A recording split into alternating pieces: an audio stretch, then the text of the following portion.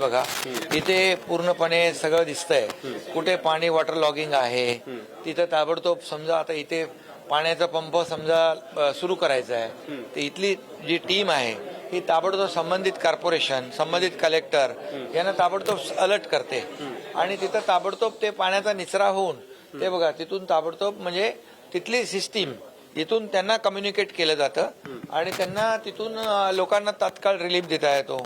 एखादा समजा आता ज्या ठिकाणी काही वीज पडण्याचा धोका आहे त्या ठिकाणी देखील यांना हे लगेच तिकडे समोरच्या त्या जिल्ह्यामध्ये तालुक्यामध्ये त्यांना अलर्ट देतात.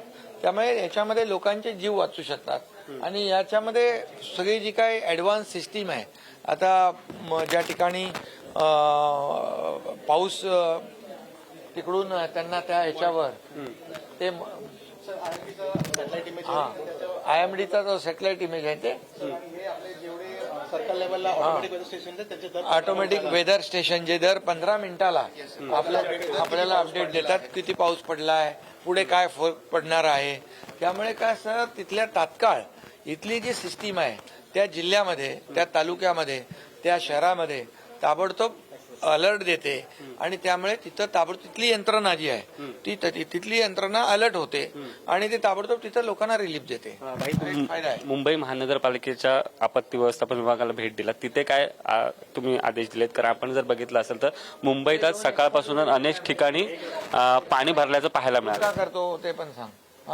मुंबईत आज अनेक ठिकाणी पाणी भरलेलं आहे. मेट्रोमध्ये देखील भुयारी. मुंबईमध्ये आता मी जाऊन आलो मुंबई महापालिकेच्या कंट्रोल रूम मध्ये, तिथे देखील पाहिलं की तिथे सकाळी पाणी होतं आणि आता तिथे पाणी नाही. ते ड्रेन आउट झालेलं आहे आणि तिथे आता रहदारी सुरळीत सुरू आहे आणि पूर्ण त्यांची सिस्टीम जी आहे, जे पंप आहेत ते पूर्णपणे क्षमतेने त्या ठिकाणी आता सुरू ठेवलेले आहेत. त्यांनी आणखी गरज लागली तरी त्याची ती वाढवण्याची देखील तिथे त्यांचा जी काही आवश्यकतेप्रमाणे ती तयारी ठेवलेली आहे. त्यामुळे जिथं कुठे लँडस्लाईड असेल, लँडस्लाईड होणारा एरिया आहे, प्रोन एरिया आहे, तो तिथं देखील ते सेफ्टी नेटच्या माध्यमातून त्याला प्रोटेक्ट करतायत. आणि अशा अनेक जिथं आपल्याला वाटतंय की इथे आणि हा पाऊस जो आहे हा गेल्या 100 वर्षामध्ये असा पाऊस 15-16 दिवस अगोदर म्हणजे अगदी पावसाळी सीझन झाला आणि जिथं 50-55ची आपण अपेक्षा धरतो 270 मिलीमीटर पाऊस पडला आहे, 250 मिलीमीटर पाऊस पडलेला आहे आणि त्यामुळे नाही म्हटलं तरी थोडी धावपळ झालेली आहे कारण पाऊसच अगोदर आला आहे.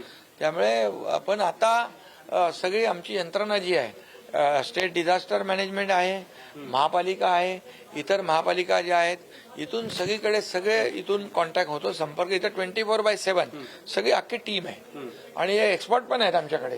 हे एक्सपर्ट लोक पण आहेत यांनी हे आणि त्या माध्यमातून ही सगळी जी काही आमची सिस्टीम आहे आता ही फुल प्रूफ झालेली आहे.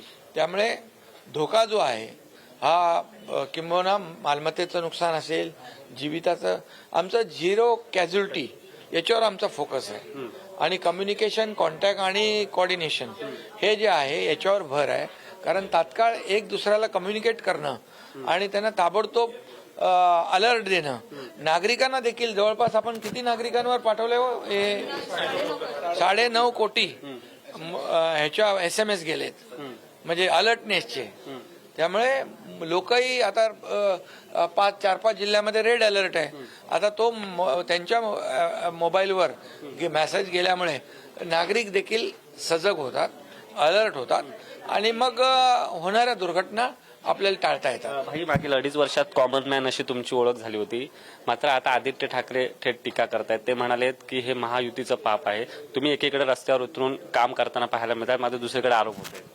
आरोपाला मी आरोपाने उत्तर देत नाही. आरोप करणारे 25 वर्षे काय करत होते? मुंबईचं काय केलं? कॉन्क्रीटचे रस्ते दिसत आहेत ना आता, मग कोणी केले ते सुरू? आमचं सरकार आल्यानंतर कॉन्क्रीट रस्ते करतो 100%. पुढच्या 2 वर्षात खड्डे मुक्त मुंबई होईल. का नाही केले? आतापर्यंत दूषित पाणी समुद्रात सोडत होतो, STP 25 वर्ष का नाही केले? आता ते आपण केले, आता त्याची कामं सुरू झाली. या ठिकाणी आज नाल्याची जी काही कामं आहेत ती, आज नाल्याचं रुंदीकरण असेल, मिठी नदीचं असेल, हे सगळं कोण करत आहे? त्यामुळे मला टीकेला त्या टीकेने उत्तर द्यायचं नाही. आता लोकांना मदत करायची आहे. लोकांची सुरक्षा हा उद्देश आमचा आहे, तो अजेंडा आहे. राजकारण तर राजकारणाच्या जागेवर करत राहतील, त्यांना करू दे. आम्ही राजकारण म्हणजे याच्यामध्ये आम्हाला कुठलंही राजकारण करायचं नाही आणि कुठल्याही आरोपाला उत्तर द्यायचं नाही. आम्हाला काम करायचं आणि ही सिस्टीम बघा, हे सगळे काम करणारे लोक आहेत आमची, हे सगळी टीम काम करते.